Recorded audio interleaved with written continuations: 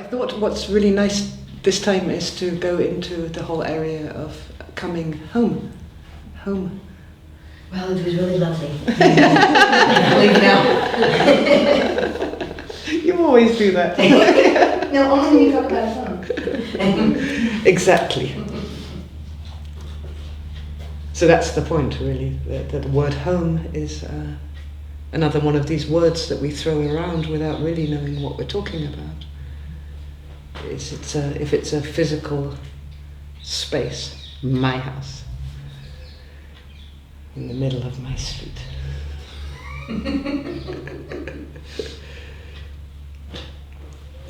Or if it's a space in time, the home that I came from as a child.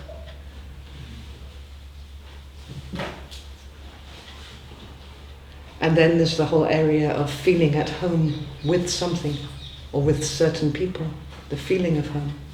I feel at home at work. I feel at home in Petach Tikva. Nobody can feel. That's my home.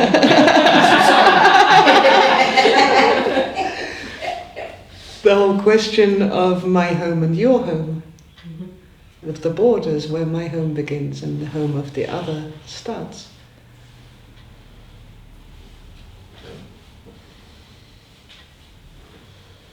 And of course broken homes, trauma, which is basically trauma, where this feeling of home has been damaged.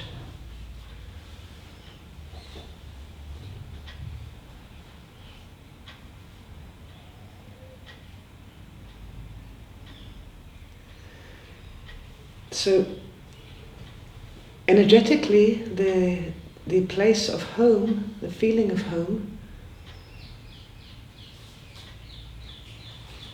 it can be for each person different where they find that safety in their bodies, where they sit, where they go to with their attention to feel home.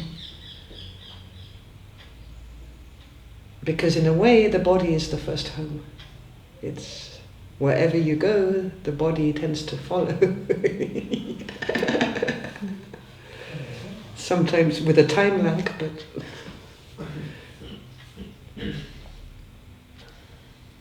And some people keep themselves very much at home in their heads. Some people go to the heart for a feeling of well-being, to find home. Some people run and jog and kind of get the home through the physical in a way. But we're looking for wholeness, for the space which is most intuitive, which integrates the sense of wholeness of all of the body, not leaving anything out, not skipping the heart, not skipping the mind. So in a way, the natural energetic center of home is in the pelvic, in the hara. Why? Energetically. Yeah.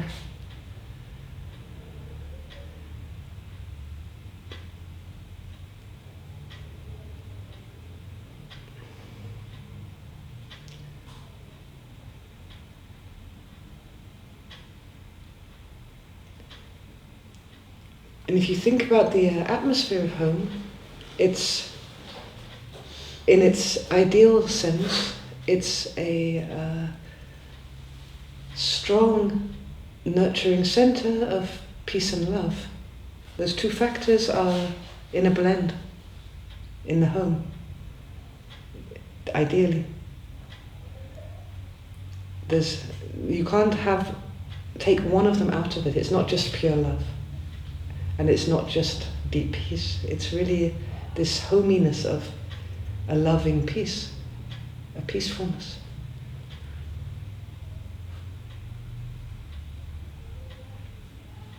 It's a loving peacefulness where the peace of mind and the open heart kind of settle together, which is in a unity. It's in oneness. It's in a unity in many different forms, because unity is just a word, but if you take the physical example of the childhood home, it's in a unity with the mother, and in the first place, and then with the family. And that makes sense also why this is the energetic center, because the first experience of being physical here is inside the womb. It's within this whole energy field, this very unconditional blend of peace and love, which is not even separable that you could say it's peace and love because you're a baby. It just is. This is the backdrop to being physically alive in those very, very early stages.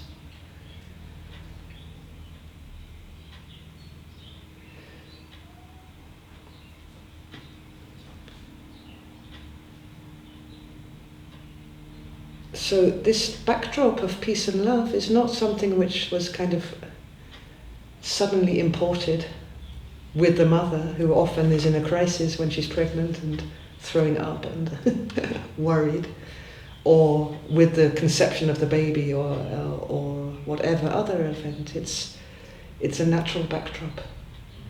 It's something which is before birth, as far as we're concerned. It's something which is after death, as far as we're concerned. So in a way, the place that we came from before we were born and the place we go to when we die is the purest form of home.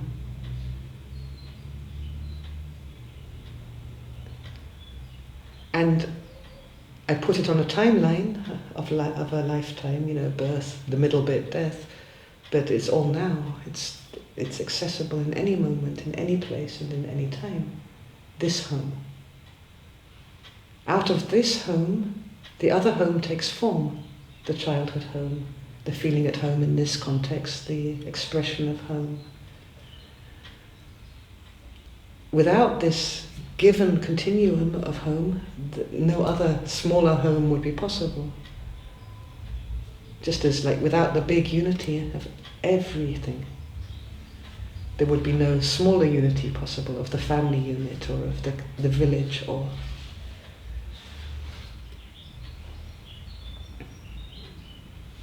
the country. Of course, in this whole area of homeness, we have sexuality also, the whole drive to reproduce, the whole drive to life, vitality. And we have a polarity of male and female, of an initial split, the mother and the father.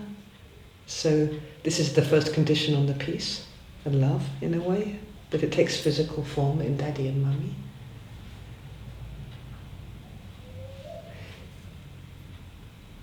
You also have another polarity, which is an incredible rage, anger, on the one side, and on the other side a sublime calmness. Also in a play there of form. It's like the passion of creation and the stillness which is supporting that, and enabling the stillness which is allowing that movement.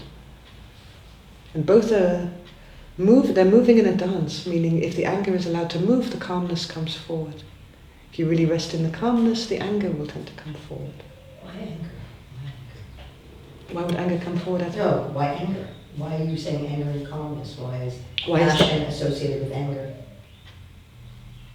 Passion is the kind of force of life born from the basis, giving life, and it begins to express through form. The first division, because form is about dividing, so you've got this unified pool of passion, it rises, and the first division is male and female. Then you've got the other sex. This creates fear and a need to say, okay, I'm the woman and you're the male, or to differentiate within the unity. That movement of differentiation gives birth to anger. It can feel like anger, it's an expression of anger. It can be seen as, this is where it's a border, this is where I stop and you begin.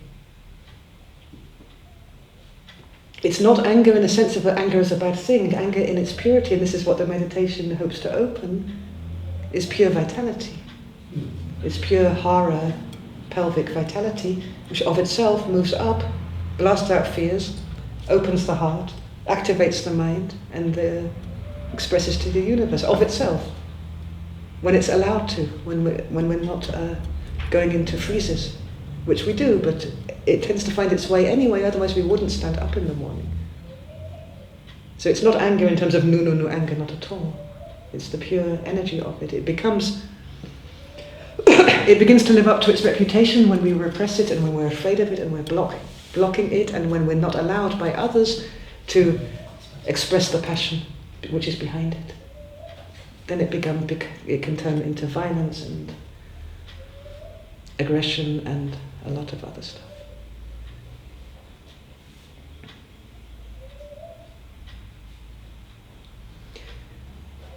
And so within this whole kind of sense of homeness, not many people walk around thinking that the home is their planet and their home is humanity.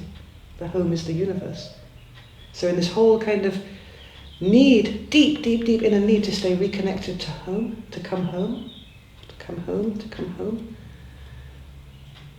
there are all of these issues of division. First it's on the individual, where do I begin and where do I end?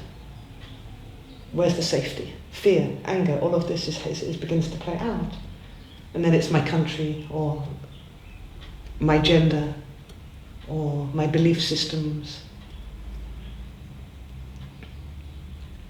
This, from the individual out to the belief systems and the country and all of this, it's all absolutely okay if we don't think that this is the only truth and it's in opposition to the other truth. It's this pure beauty of creation that there is many different forms in unity. But the complication which blocks our way home comes forward when we get so entangled with it, probably because of trauma. We lose the true home, so we fixate and hook and grasp onto a lesser home, which has to be defended because it's not the ultimate home. It's not eternal. And then the trouble begins, the anger begins, the repercussions, the guilt, the whole mess begins. So it seems really important to work a little bit with this sacred anger, or to take the load off it, these sacred energies, which are so close to the first emergence into form. Not to get rid of individuality, but to allow it in the end. Because when we see that our individual is just another one, just relative, then we can really begin to express and to manifest. If we think our individual is threatened, absolute, saying anything about us, separated from the rest, then we get into trouble. We lose our home. We lose our oxygen supply from behind ourselves, of this peace and this love. And it's not that we have to express anything as individuals, but it happens of itself if it's free. Because why not?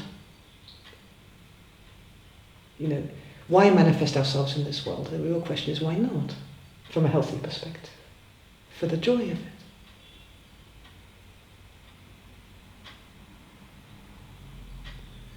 So, home meditation.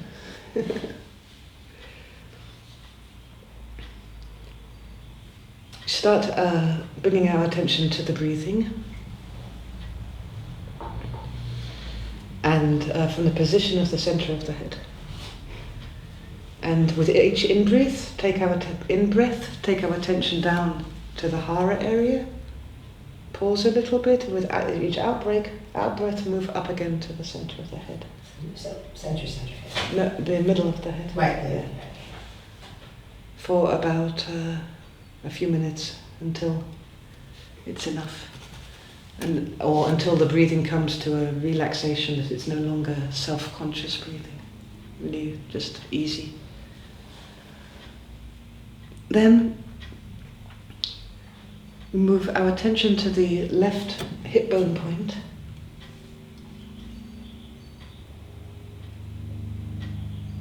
And explore a little bit the point, because these points are not just points. There's all kinds of layers and layers and layers and entry points in every point. They really are like wormholes to other dimensions also. So we go to the left hip bone point and across to the right hip bone point, and for a while make the circulation left and right, left, right, until we feel Just back and forth. Yeah. So until we feel there's a balance between the two sides. When we feel they come into balance, the left hip bone point and the right hip bone point, we move upwards to the navel.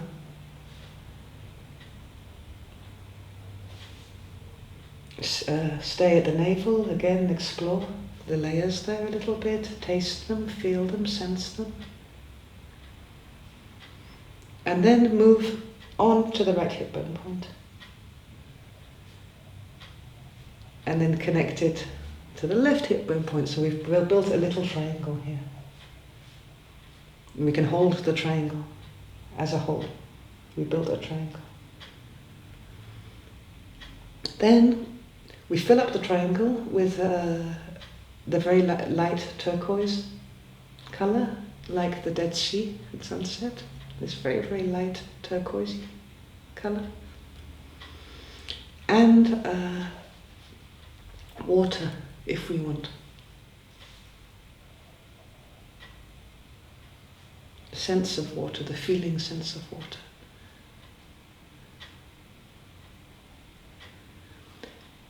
And then we choose one of two sides of the polarity to blend with, and specific with the words, to blend with the sense of it. Anger, to blend with anger, with a sense of anger. The softness and curiosity, but to invite that sense of anger and to blend with it. Or calmness, serenity.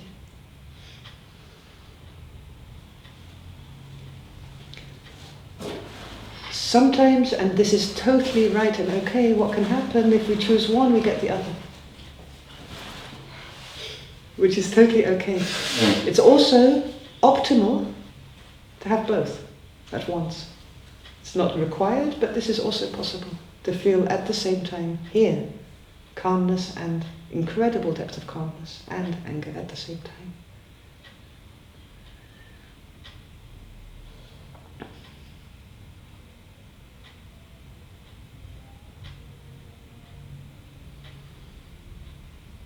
And then with the music,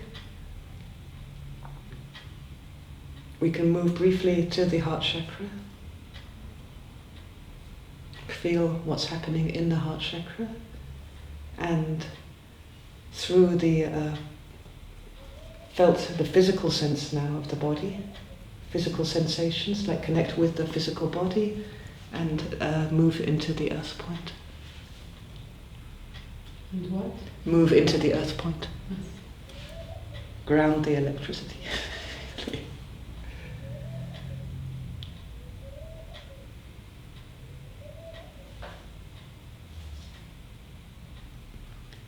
Say it quickly again. Yeah. Breathing from the center of the head to the hara and up.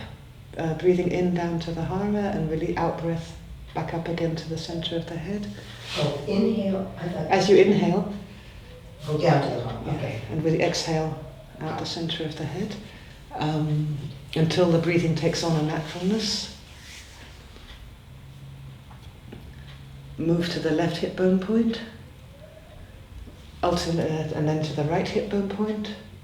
Alternate between the two until we feel they come to an equilibrium, to a balance. Come to the left hip bone point, move to the navel, move to the right hip bone point, build a triangle like this. Hold the triangle, put the color light, very, very glowing, what's the word? Translucent turquoise and or water in the hara, and blend with either anger or calmness or both. Move up to the heart, see what's happening in the heart.